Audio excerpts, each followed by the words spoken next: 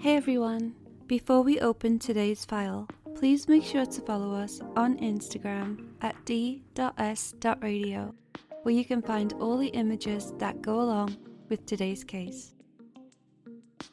You can drop us an email at contact.dsradio@gmail.com. You can find all of our socials in the Linktree bio on our Instagram profile, including links to merch. If you're feeling especially generous, you can join our Patreon at patreon.com/dystopian simulation radio, where you can get access to our exclusive Instagram page and make suggestions for upcoming episode topics that you would like us to cover. Speaking of Patreon, thanks to our Patreons, Riff Cult, Cropley Crab, Cash Broadus, Raspberry Jr., Jason R. Nelson, Creepy Paper, Jamie Sook, Michael Laughlin, Lindsay Keller, Mike Wright, Greer Weaver, Kelsey Carruthers, Linz Gibbon, Drake Holvig, Only Child, Michael M, Wesley Akers, Riaz K, Emily Medeiros, Pip, Heather Wynn, Graves, Devon Sweatshirt, The Ordained Sinister Minister, and Philip Hoffman.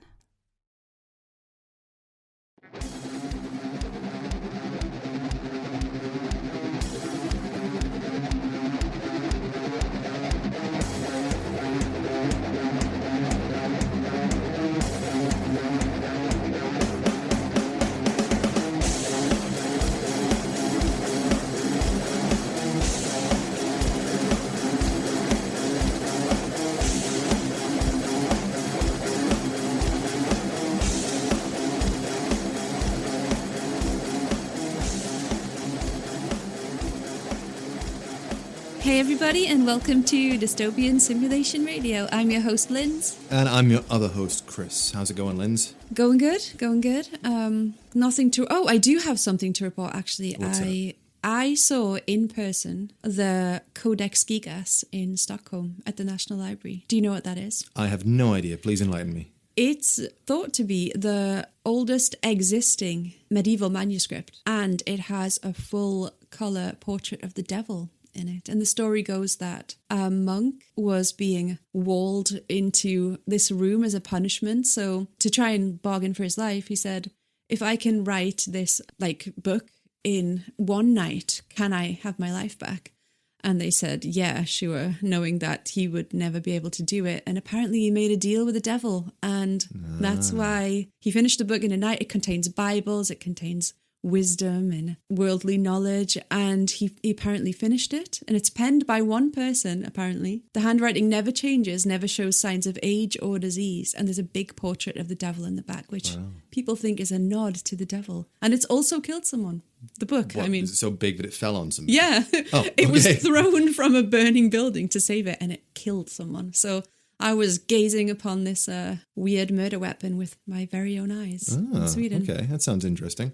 So what you're saying is, if I'm ever in a situation where I have to bargain for my life, basically I have to promise to write a book. Deal with the devil, But basically. that as well. Yeah, well, you could promise anything as long as the devil can help you out on it. Is that what Eleanor Zurgen did? Maybe. She's like, look, I'll strike a deal with the devil. If I can have one silver coin? I think I would ask for a bit more. If I can have one silver coin and a respectable career as a hairdresser, I'll make a deal with you now, Beelzebub. He's like, deal, but can I graffiti on you now and again with my claws and teeth and such? Sure, whatever. All right. Yeah, what have you been up to, or how you doing? I'm good. It's been last time we recorded was the other side of Christmas. We've had Christmas in the middle. That was nice. It was a relatively normal Christmas this year. We've had a lockdown in the middle, or kind of a lockdown. But anyway, it's supposedly back to normal now. I didn't have any of those things. But I did drag a Christmas tree from a forest that had already been cut down and put it in my apartment in Stockholm. Is it still there?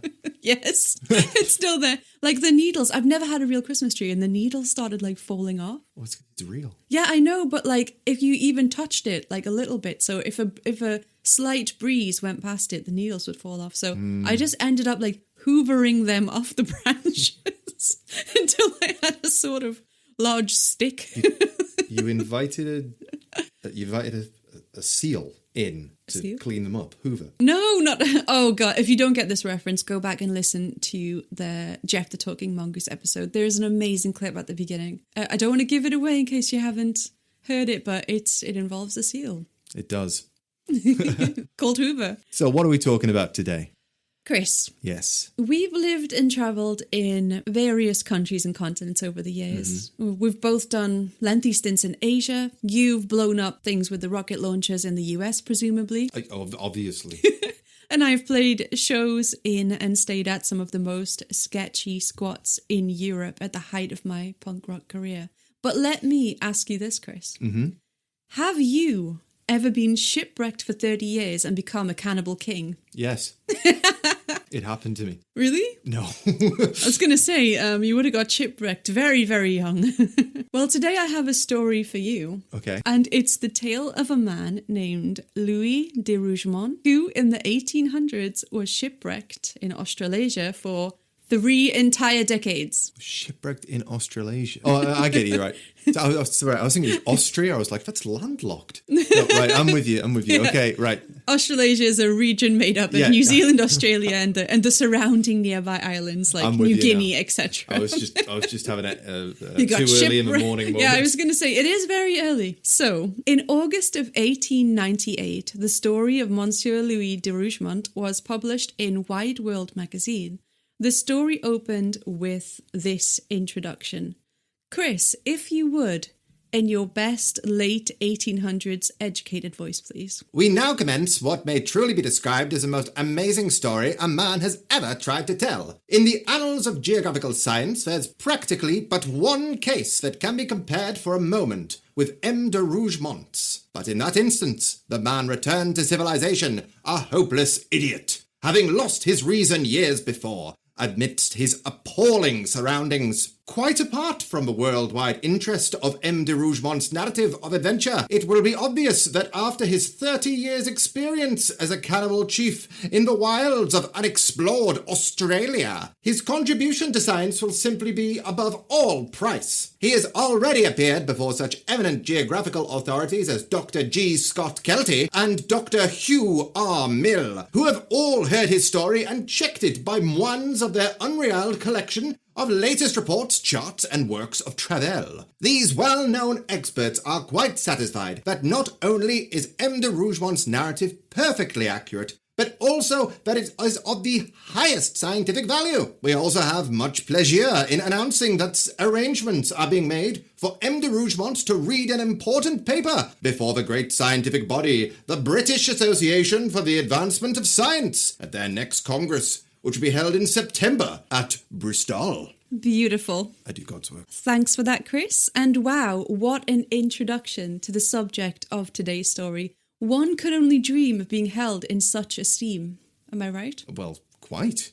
In the 1860s, Monsieur Rougemont explained that he was a pearl fisher off the coast of New Guinea, a lonely occupation, as it was just he and the captain's dog floating on a vessel in the middle of the sea without crew. One day, the ship was damaged by a reef during a storm, sending both Rougemont and his canine companion into the churning waves of the unforgiving ocean. Both struggled against the current to make their way towards an island they could see off in the distance, but Rougemont simply couldn't battle against the elements and began to drown. Rougemont was saved by his dog friend, who extended out his tail in an offer of salvation. Rougemont said that he, quote, with a last effort, seized the tail between his teeth, and in this manner was tugged towards shore. That poor dog. Why did he have to use his teeth? I mean, was he hanging on to other objects or something, or was he just... We can only hope and pearls? assume. Could be, armful of pearls. The pair washed up onto the shore of a small island no more than 100 yards in length. This is quite small.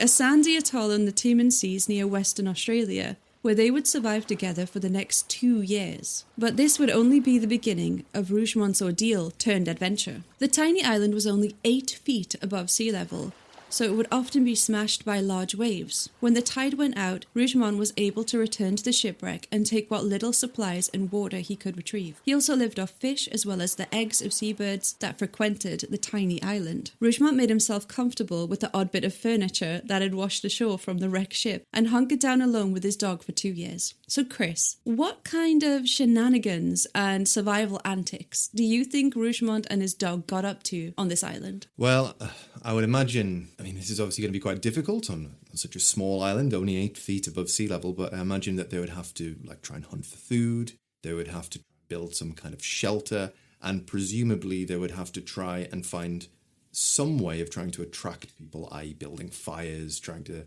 make themselves known if there was a passing ship that there was somebody on the island, something like that. Well, basically, Rougemont thought that no one's going to find me here, so I'll just try and live, try and see it out and make myself as comfortable as possible. Mm-hmm. But he also needed a way to get around. So Rougemont commandeered himself some island transport in the form of a 600-pound sea turtle. What? Sorry, say that sentence again. I think I just... What's in this coffee? Rougemont commandeered himself some island transport in the form of the 600-pound sea turtles that often swam nearby. He claimed he would ride on the backs of the turtles and steer them, essentially by harassing them in various ways. In his own words, Rougemont said of his steeds, "When he dived deeper, I simply sat on the back of the shell, and then he was forced to come up. I steered my queer steeds in a curious way. When I wanted to turn to the left, I simply thrust my foot into his right eye, and vice versa for the contrary direction. My 2 big toes placed simultaneously over both his optics caused a halt so abrupt as to almost unseat me." Wow. What a fantastic scientific finding. The simple creature turned left when I jabbed my foot into its eye. A quite unexpected scenario.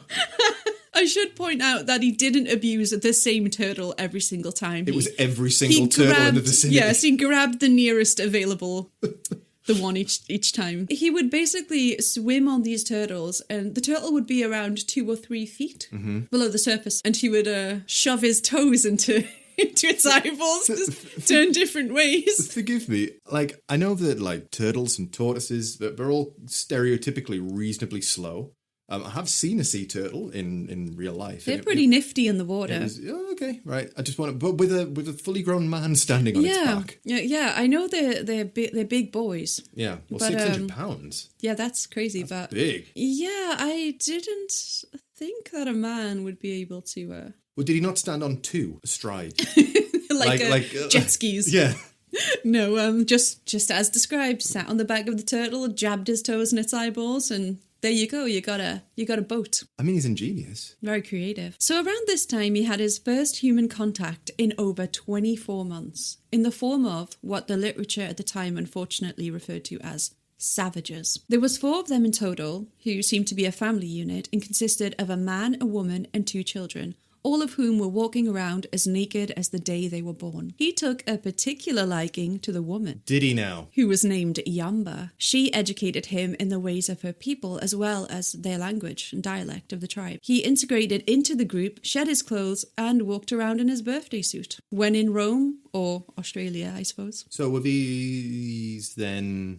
Do we know what island people these were? So Yamba explained that she and the others were indigenous Australians and that they were trying to get back to their home. I assume they ended up on the same island not by choice and wanted to get home ASAP. Right. So they fixed up the native family's boat and decided that they would set sail for the mainland, which, as far as I could find, was the northwest boundary between West Australia and South Australia. Okay. They managed to successfully cast off into the ocean and sailed for several days before they finally saw land ahoy. Exhausted and pummeled from the waves and their daring trip, they rested at a bay and sent fire signals to the others on the island, who came to rescue them and took in Rougemont as one of their own. Oh. He eventually married Yamba and lived in the outback in all his naked glory for 30 years. Well, obviously he's living the dream here, but...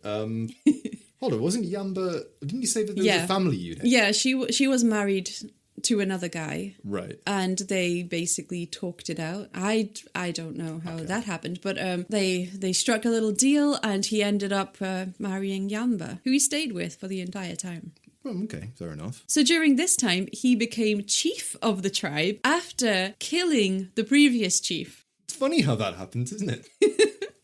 Rougemont killed the chief after he refused to give up 2 white ladies who had been shipwrecked and captured by him, and he decided that he wanted to keep him. Their names were Gladys and Blanche Rogers. Good modern names. Rougemont challenged the chief to a battle and won, killing the previous fella and taking on his title. Unfortunately, unlike Rougemont, the 2 women later drowned trying to get back. Right. And they never lived to tell the tale. Rougemont went into great detail about his day-to-day life. A usual day went something like this. He awoke early, swam in a lagoon, and usually ate 2 times per day. He described eating various creatures on the mainland, such as snakes, rats, tree worms, and even kangaroos and emus. Rougemont described how, when the tribe needed food supplies, they would go out into the bush and set it alight to drive out the animals that lived there so they could spear them and eat them. He described thousands of creatures fleeing from the blaze, including kangaroos, rats, snakes, iguanas, and birds. So not only did he eat these exotic animals as part of his diet, he also discovered a new species of marsupial. Okay. The flying wombat. So Chris... Hold on. I'm going to guess from his treatment of animals that the flying wombat is just a regular wombat that he's like hurling across the bush.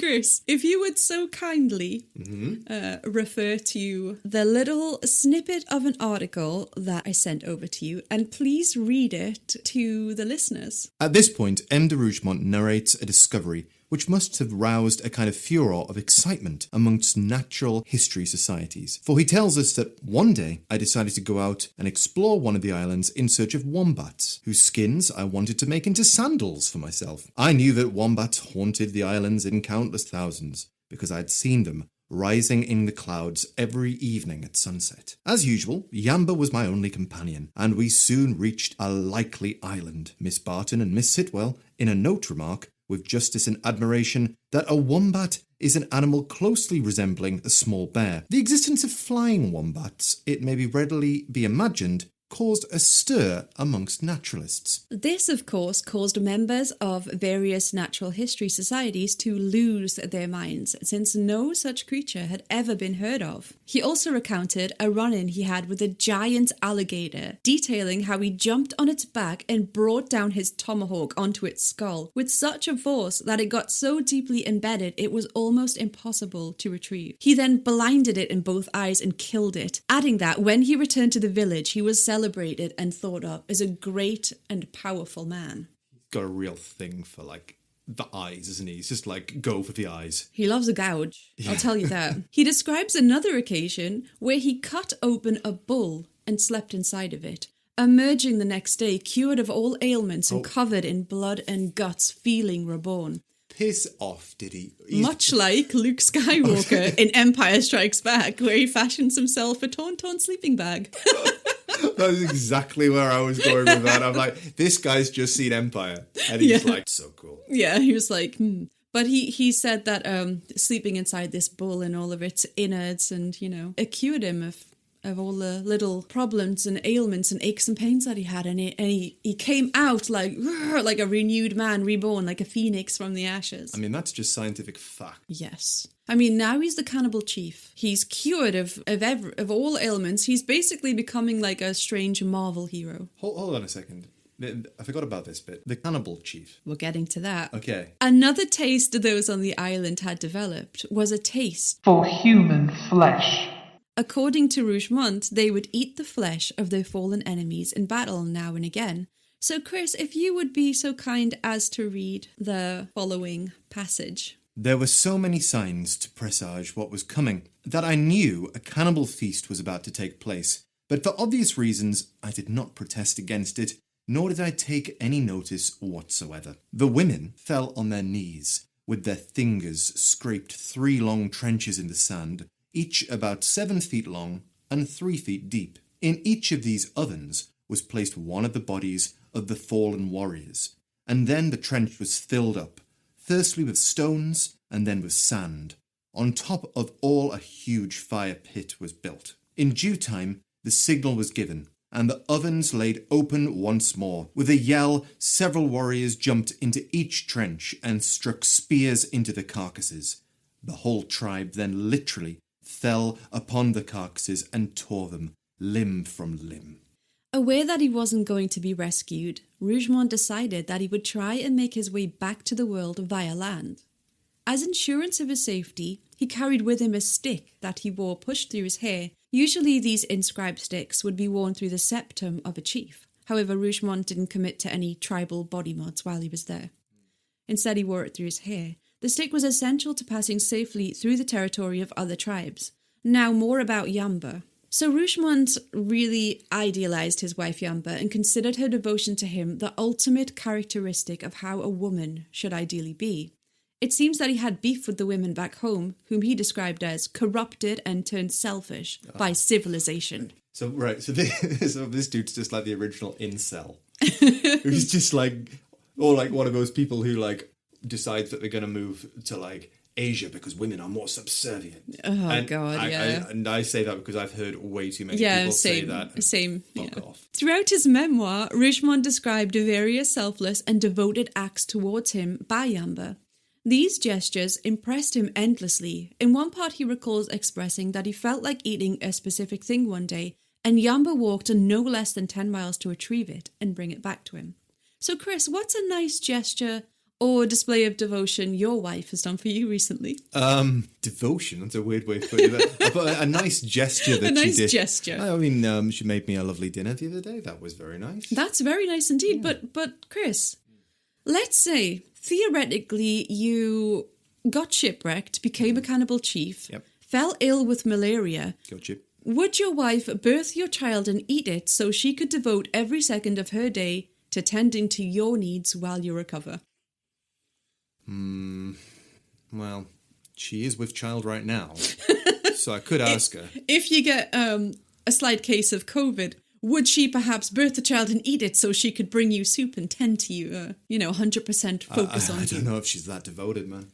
Well, this is exactly what Yamba did. Wow. Okay. Well, Yamba obviously went all in on this and was just like, I've married an albino and I'm just going straight needs. on. He has needs.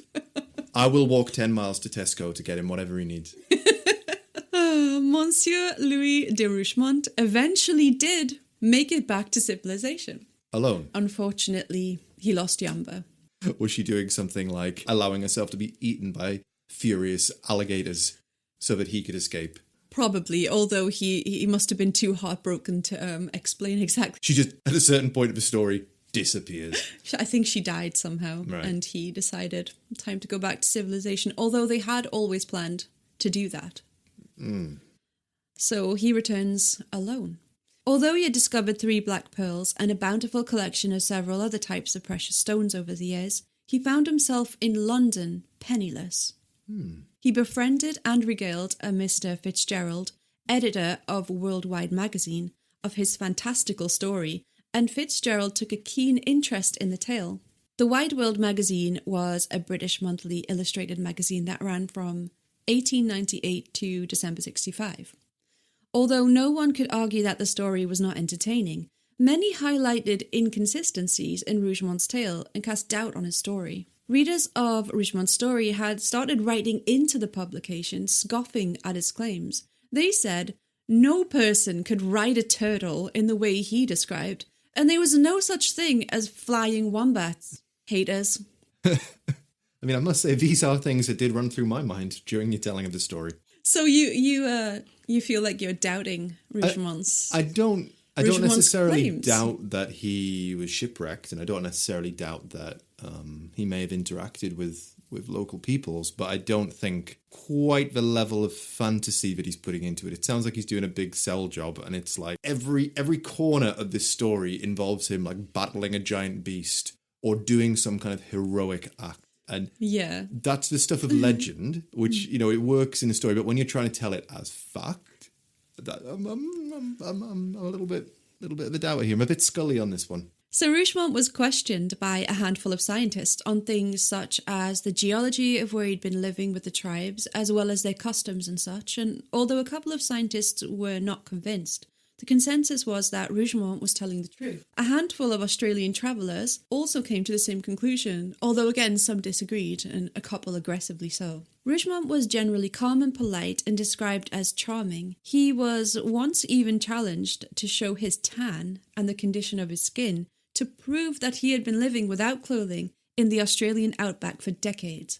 He rolled up his sleeves to display some, presumably, leathery arse skin that spurred roaring cheers from the audience. An article in the Gazette in March of 1965 reads, Rougemont has already appeared before such eminent geographical authorities such as Dr. G. Scott Kelty and Dr. Hugh R. Mill, who have heard his story and checked it by means of their unrivaled collection of latest reports, charts, and works of travel. These well-known experts are quite satisfied that not only is M. de Rougemont's narrative perfectly accurate, but that it is of the very highest scientific value.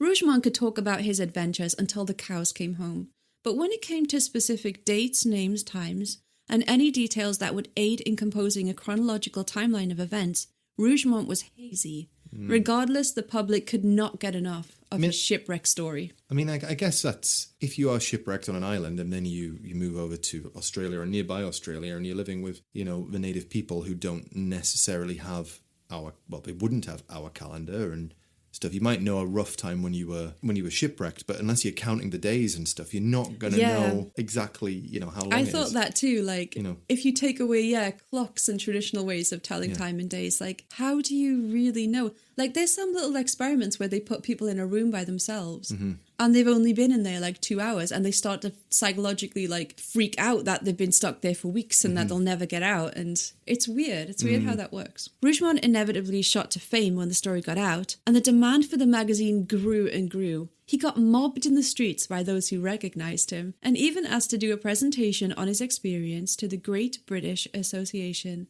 for the Advancement of Science. By this point, his incredible story had been translated into many languages and was being read around the globe. The popular newspaper of the day, the London Daily News, was sceptical of Rougemont's tale.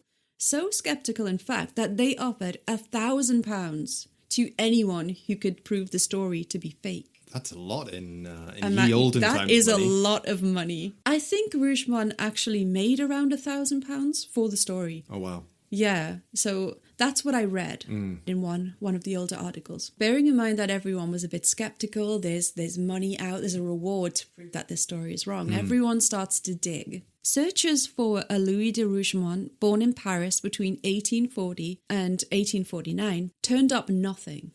Even more curious, Rougemont spoke better English than French. In fact, he reportedly struggled with French, which was demonstrated when he went to seek help at the French embassy in Australia after returning to civilization, and he could not communicate properly in his native tongue. When questioned about this, he said that he hadn't spoken French with anyone for the entire 30 years that he lived with the tribe, and he only spoke English with his wife, hoping that when they returned to the civilized world, that they would benefit from speaking English.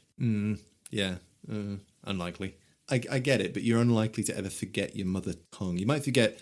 I know myself sometimes after living in Japan and speaking a lot of Japanese, sometimes I'll forget a really simple English word, but I'm not forgetting how to speak English. It's just that the Japanese word came to the forefront of my mind first and I'll stumble over it. Yeah. But that doesn't mean I've forgotten how to speak my mother tongue, and I really, really doubt that part of the story. Same. I don't think I'd ever forget English. My accent has changed a lot, but not the language. No. So a search for the white women who had also been shipwrecked and were supposedly saved by Rougemont could not be found on any register, nor could the ships Rougemont claimed they had been aboard be confirmed to have even existed.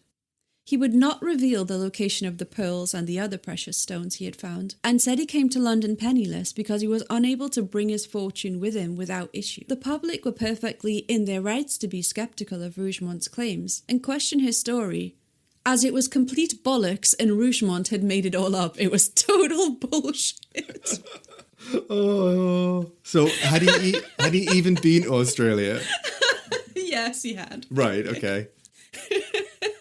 He supposedly gathered his information from the reading room of the British Museum, where he was said to have spent many an evening. This is where he learned some of the answers to the questions posed to him about specific tribes and their markings. He had done his homework. But why did he make himself French? In fact, his name wasn't even Rougemont. His name was Henry Louis Grin, and he was born in Switzerland. Louis Grin was outed by an old work colleague who recognised him from pictures and let the cat out of the bag. So who the frick is this Swiss dude Henry, and what happened to our cannibal king hero Rougemont? Yes, I want to know. This is honestly one of the funniest hoaxes I think I've ever read about. The turtle, the flying wombat. Well, that's what I mean. There's just so many. Like, life isn't that interesting, unfortunately. You hater. You're a hater, Chris. So Grin was born in Switzerland, raised on a farm by his parents, and left home as soon as he turned 16. He began working as a domestic help for actress Fanny Kemble. It's so childish. For actress Fanny Kemble, who was a 19th century actor, writer and poet, and went on to do quite a variation of things that he didn't get very far with. He worked as an inventor and a spirit photographer, as well as a salesman and various other things. His work took him to Australia, and while there he also married, later abandoning his wife. Right, okay. So one thing stands out for me there, that he worked as, well, a spirit photographer, did he say? Apparently so, yeah. So that's that thing where they used to, like, use different plates and stuff to, like, make it appear that a ghost would appear. Man. Sit you in a chair, take a picture and insert a little ghosty for you. But as far as I'm aware, those were generally, unless I'm wrong here, please correct me, but they were normally done under the guise that these were real as opposed to anything else. Exactly. So he's already used to deceiving people. He's worked as a salesman, so he knows how to sell things. Exactly. Put the two things together and you end up with a story where you are riding giant turtles and being Luke Skywalker before Luke Skywalker was a thing. And becoming a cannibal chief. like what? Come on. If he had left out the flying wombats. Yeah, if he just... He might have got away with it. Left out that one detail, and also the other detail where he could speak French, he might have got away with it. Yeah, exactly. Why did he have to pretend to be a Frenchman? Like, maybe he thought it sounded more romantic and heroic, you know, like... Maybe. It adds to the love story and, you know, him and Yamba and him rescuing those white ladies and Being Swiss, what was his native language? Because they speak... Yeah, exactly, that's what I thought. They do speak French, though. They speak German as well, I think. So Swiss people predominantly speak German, but around 20% or so speak French. Right. So I'm assuming he was one of the majority who spoke German and wasn't very good at French at all. So why did he... Right, hold on. So potentially his native language German. Yeah. He decides to pretend to speak English with them. Mm-hmm. Well, he can speak English, but his native language is German. Yeah, and it's presumably German, yeah. He decides to speak French, which he can't speak. So why? I have no idea why he would make it hard for himself by putting that element in there. Like, and maybe he thought he could get away with it by just saying, well, I've been gone 30 years, so I don't remember French. Like, give me a break. I was a cannibal chief. Like, no clue. All right. But apparently he was asked to speak the native dialect that he'd been speaking in, and he wouldn't really give it away.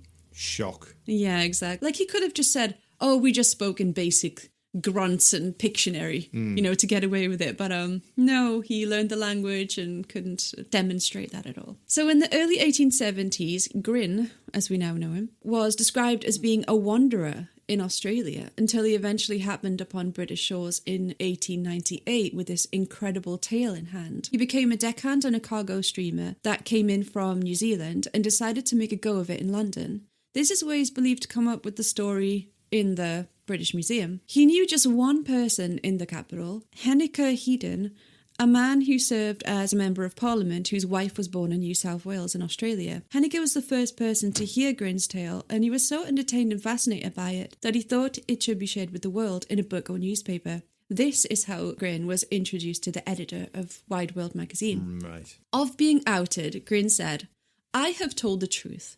I may have been wrong in my dates.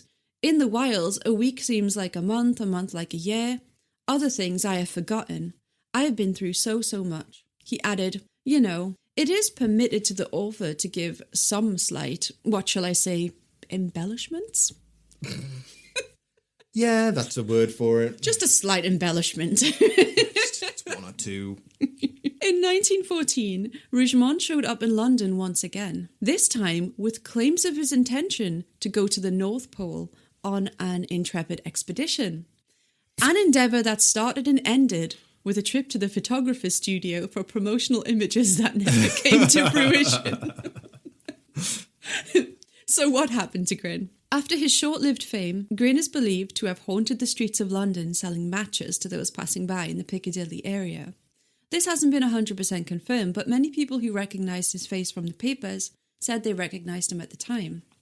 In 1904, a newspaper reported that Grin had been peddling himself as a wonder worker in the small town of Flitwick in Bedfordshire, where he was apparently communicating with the dead. Chris, if you could read this snippet from the Lincoln Star Journal from May of 1904 regarding Grin's attempts to be a healer and medium. Recently, de Rougemont has been posing as a wonder worker in the little village of Flitwick in Bedfordshire, England. There he has been communing with the unseen, living on a frugal diet of nuts and milk, and attempting to start a rival school of higher thought to Mr. Eddy's. His neighbours have objected to de Rouge's attempts to heal a lunatic he brought into his abode of mysticism, and hailed him before a magistrate who would not allow him to keep the lunatic without a licence.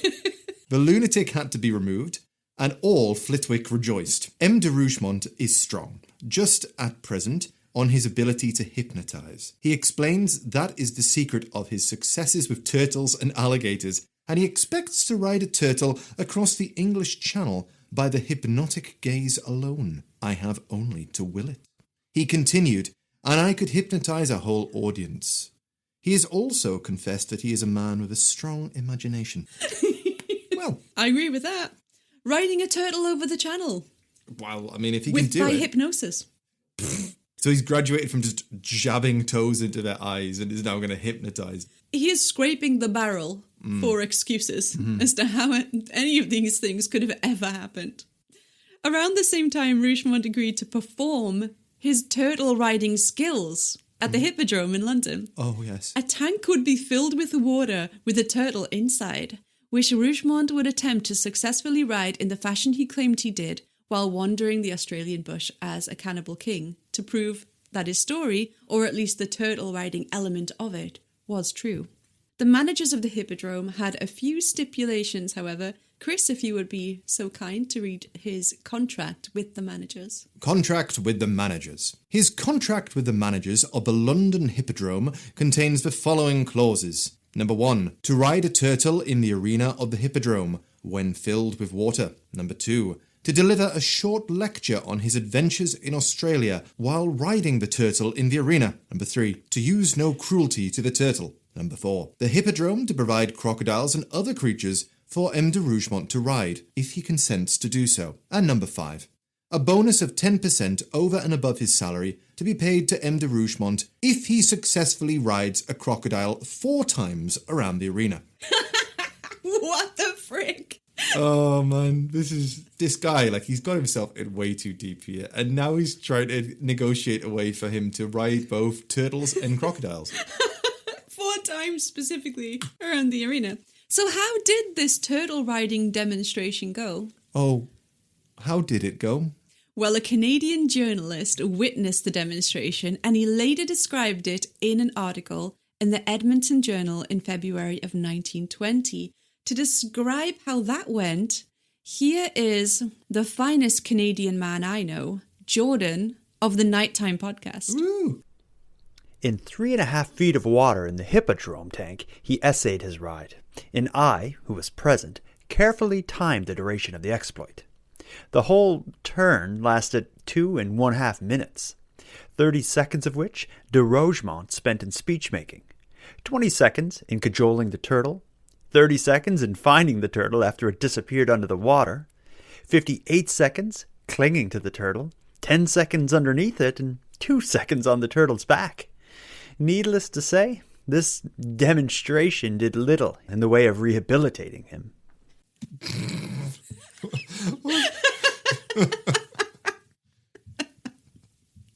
Oh dear. Right. So basically, A couple of seconds on a turtle's back. and people paid to see this. Yeah, it's basically a rodeo. A bearded old man clinging to a sea turtle in 3 feet of water. Oh, why did video not exist back then?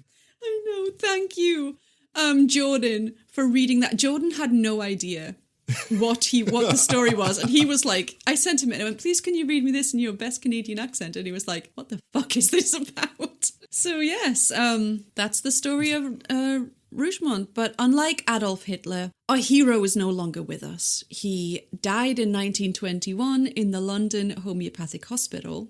He was admitted to the hospital under a different name, Redmond, but... That was him. Yeah, that was him. They soon found out that he was Rougemont, and he started receiving mail to de Rougemont. So just, he lived as he died. Full of shit. Or he died as he lived, rather, under a different alias. If you didn't get that reference about Hitler still being alive, do go back and please listen to our episode on If Hitler Escaped. So just so that you get that reference there. Yeah, but if you're a new listener and you haven't heard, what's it called? Did Hitler Escape? Yeah, it's exploring the conspiracy theory that Hitler is still alive. Yes. So, yeah. So thank you very much, Linz, for telling me that. You are that very welcome, interesting indeed. file. It's almost too good to be true, and that's exactly what it turned out to be. I do love the stories of people who do manage to convince people of such extraordinary tales, and it's something that I don't think can exist anymore, unfortunately. Unfortunately, don't want to say unfortunately. I'm going to go with unfortunately. Today with the internet and with just the global connected world that we have, it's really easy to disprove this kind of stuff. Exactly. But not in this case. At the time, you just had to tailor it. And to us now, we're like, wait a minute. Did he just say wombats rising into the clouds? What was that dawn? about? And we're like, hold on a second. I'm fairly sure that wombats can't fly. But that's because we know what one is. Imagine if you're just a regular British person back then and you haven't even heard of a wombat before. Exactly. You've barely heard of Australia. There you go. It's crazy because, when I first read the story, I didn't read it as a hoax. I just found it in an article. Because I look in newspaper articles, the newspaper archives now and again. And I was looking at 1800 strange cases. And I just read a snippet from, oh, wow, this guy, he got shipwrecked and he was stranded. And then I read flying wombats. And this is embarrassing, but I actually went into Google and typed, can wombats fly? Because I started to doubt myself. I was like, wombats can't fly. Then I was like, can wombats fly? But they couldn't just do a straight up Google and go, yeah, I'm not an idiot. No. And even then, like you said, you'd have to go to the British Library to try and even find out this kind of information. And, most people wouldn't have access to that. But they may very well have access to a newspaper. If any Australians fans out there are listening, if we are totally wrong and there is a flying wombat, please let us know. Oh, yeah. Lucas, one of our listeners who actually lives in Australia, any intel on those flying wombats? Please drop us a message and let us know. So thank you very much for telling me that story, Linz. And next time we'll be back with another story, which actually also involves an island. Ooh. But I'll leave it there. It's not the Island Boys, is it? It's not the Island Boys. Okay, because I'm kind of, I've had my fill of the Island Boys, let's say. Right, okay. But yes, thank you everybody for listening. There is visuals to go along with this at d.s.radio on Instagram. Thanks everybody. Thanks. Bye. Mwah.